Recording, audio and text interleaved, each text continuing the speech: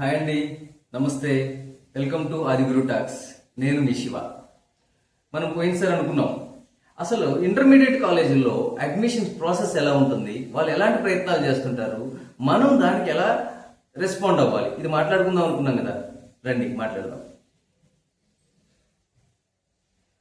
September, October ఆ మంత్లో almost కాలేజెస్లో సిబ్లింగ్స్ ఉంటారు కదండి, తమ్ముళ్ళు చెల్లెళ్ళు ఉంటారు కదా.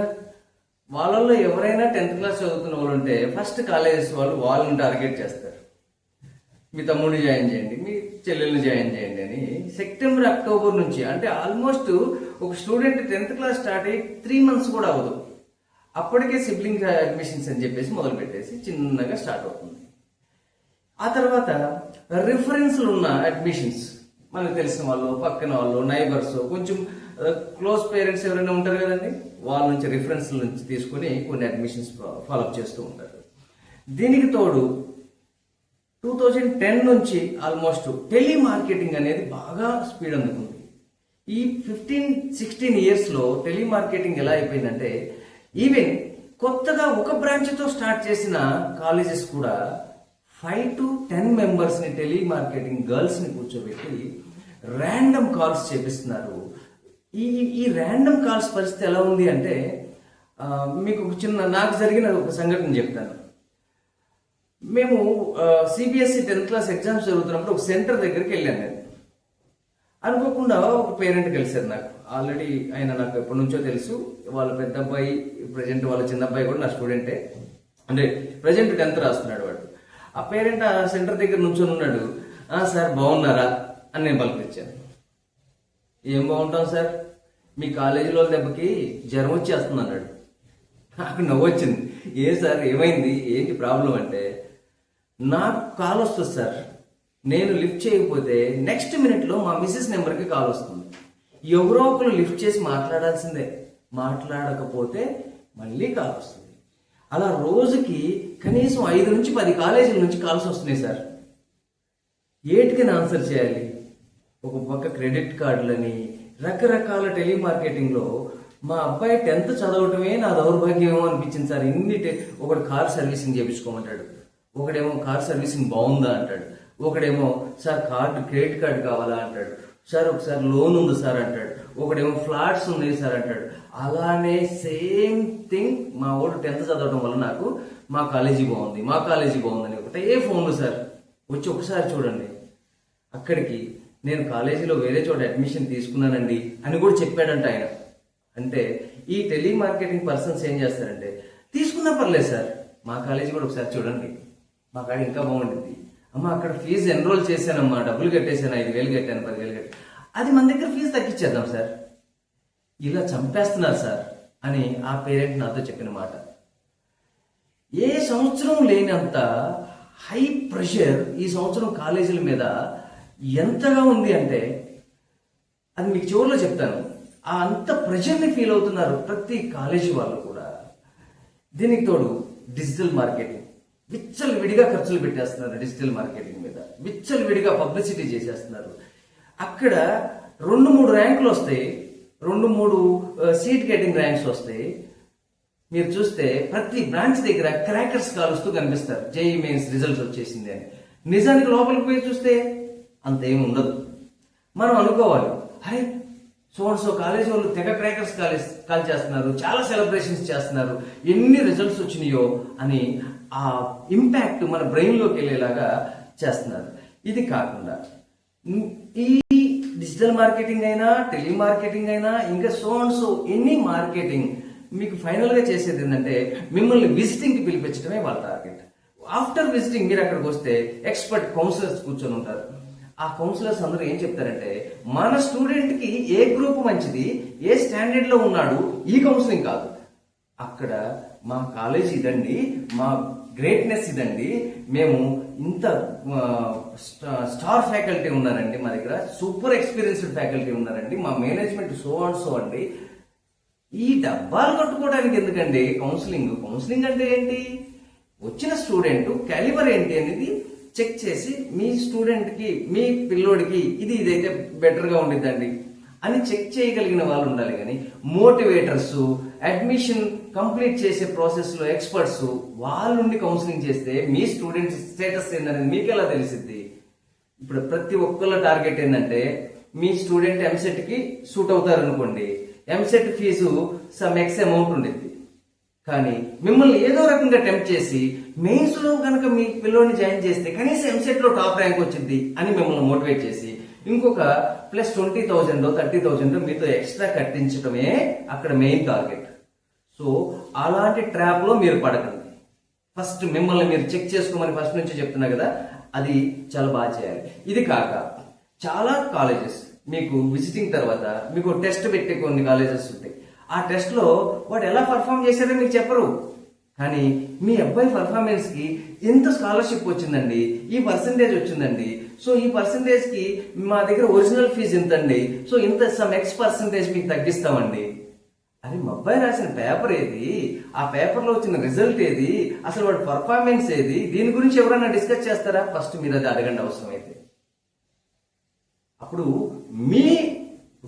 మిమ్మల్ని మీరు మోసం చేసుకోకూడదు కదా. ఫస్ట్ పేరెంట్ గా మిమ్మల్ని మీరు మోసం చేసుకోకండి. వాళ్ళు చెప్పే మాయ మాటలకి పొగిపోయి ఎస్ ఐఐటీలో జాయిన్ చేశాను. ఐఐటీలో జాయిన్ చేయడం కాదు కదా ఇంపార్టెంట్, కరెక్ట్ సూటబుల్ కోర్సులో జాయిన్ చేయడం అనేది చాలా ఇంపార్టెంట్. అది ఫస్ట్ మీరు గుర్తుపెట్టుకోండి. ఇక దీని తర్వాత ఈ కాలేజీ వ్యవస్థలో, ఇంటర్మీడియట్ కాలేజీ వ్యవస్థలో అతి గొప్ప విషయం దాన్ని ఏమనొచ్చు అంటే పాపం ఒక పిఆర్ఓ సిస్టమ్ అని ఒకటి ఉండేదండి, పబ్లిక్ రిలేటింగ్ ఆఫీసర్స్. వీళ్ళు ఉంటారు. వీళ్ళకు ఉన్నంత ఇంపార్టెన్స్ అసలు కాలేజీలో టాప్ ఫ్యాకల్టీ కూడా ఉండదు. ఎప్పుడు వాళ్ళు బాగా అడ్మిషన్లు చేస్తే వీళ్ళకు ఉన్నంత ప్రెషర్ ఎవరికీ ఉండదు. ఎప్పుడు వాళ్ళు అడ్మిషన్లు చేయకపోతే weekly targets, 10 days targets, monthly targets. బాబు రేపు పొద్దున ఏకాదశి, వీడికి రేత్రి 9 ఫోన్ వచ్చింది, రేపు పొద్దున ఏకాదశి మంచి రోజు, ఏమన్నా అడ్మిషన్లు ఇస్తున్నావా? రేపు పౌర్ణమి మంచి రోజు, రేపు హనుమాన్ జయంతి మంచి రోజు. ఈ మంచి రోజులు చెప్పడానికి ఒక పెద్ద ఆయన ఉంటాడు, వీడికి తెలియనట్టు. ఆయన ఫోన్ చేసి రేపు మంచి రోజు అయ్యా, పేరెంట్స్ని అలా మోటివేట్ చేయి, రేపు మంచి రోజు సార్ అడ్మిషన్ చేద్దాం.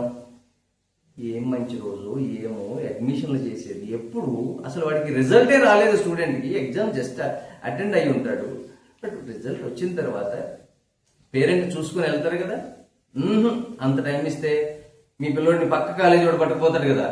ఈ కాంపిటీషన్ తట్టుకోవాలంటే కాలేజీలు కంపల్సరీ పిఆర్ఓని మెయింటైన్ చేయాల్సిందే, టెలికాలర్స్ మెయింటైన్ చేయాల్సిందే, పిఆర్ఓస్ ని మెయింటైన్ చేయాల్సిందే, డిజిటల్ మార్కెటింగ్ మెయింటైన్ చేయాల్సిందే, అక్కడక్కడ యాడ్లు ఇవ్వాల్సిందే, గోడల నిండా పోస్టులు అతికించాల్సిందే, ఎక్కడ పడితే అక్కడ యాడ్స్ ఇవ్వాల్సిందే.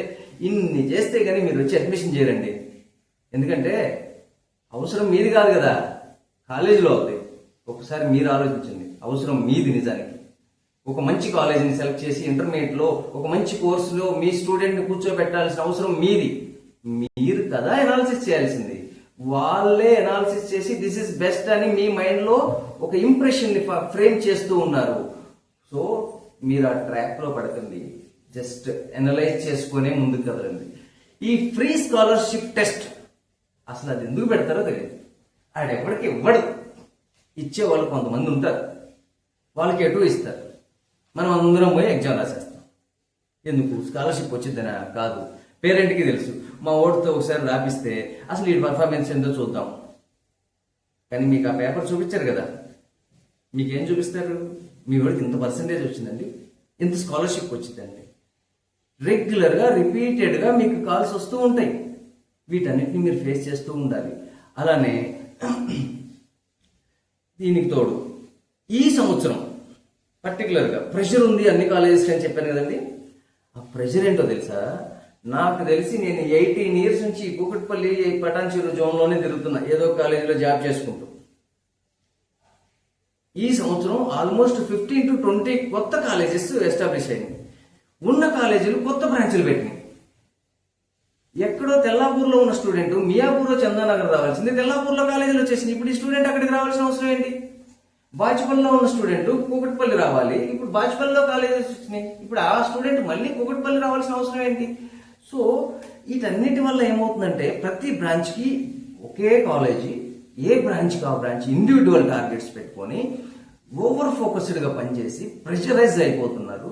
ఆల్మోస్ట్ ఈ సీజన్ అయిపోయేసరికి చాలా మంది అడ్మినిస్ట్రేటర్కి బీపీలు షుగర్లు వచ్చి అసలు సిక్ అయిపోతారనేది నా ఉద్దేశం.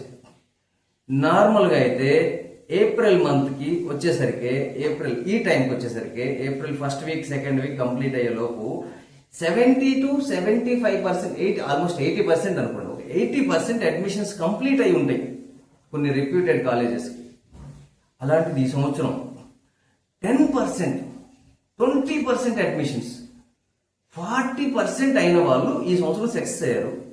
కొన్ని కాలేజెస్ నాకు తెలిసి ఒక 3-4 క్యాంపసెస్, వాళ్ళ క్యాంపస్లు మాత్రం ఫుల్ అయిపోయింది. మిగతా వందల కొద్దీ ఉన్న క్యాంపస్లు మొత్తం 40% అడ్మిషన్స్ కూడా కాక చాలా స్ట్రెస్లో ఉన్నారు. రీజన్ ఏంటో తెలుసా? పేరెంట్ తెలివిగా ఆలోచించాడు ఈ సంవత్సరం. మీరు చాలా తెలివిగా ఆలోచించారు. ఎందుకో తెలుసా? మనం ఒక భోజనానికి వెళ్ళామండి, ఏదో మన ఇంట్లో భోజనం లాగా 2-3 కూరలు కాస్త పప్పు సాంబార్ ఉందనుకోండి, అంతా అది కొంచెం వేసుకుని తినేస్తాం. ఈ మధ్య భోజనాల మెనూ ఎలా అయిపోయింది? మనం ఈ చివరి స్టార్ట్ చేస్తే ఆల్మోస్ట్ ఆ చివరికి వెళ్ళేసరికి 60 to 100 వెరైటీస్ మనకు అక్కడ మెనూ కనబడుతుంది. ఇందులో ఏది తినాలో తెలియదు. చివరికి ఇంటికి వచ్చి అంత కూర వేసుకుని అన్నం తినేస్తాం. అలాంటి పరిస్థితి. అంటే ఎక్కువ మెనూ ఉంది మీ దగ్గర, ఏ కాలేజీని సెలెక్ట్ చేసుకోవాలనే ఆప్షన్ మీ చేతుల్లో ఉంది కాబట్టి ఇంకా మీరు హోల్డ్ చేసి ఉంచారు.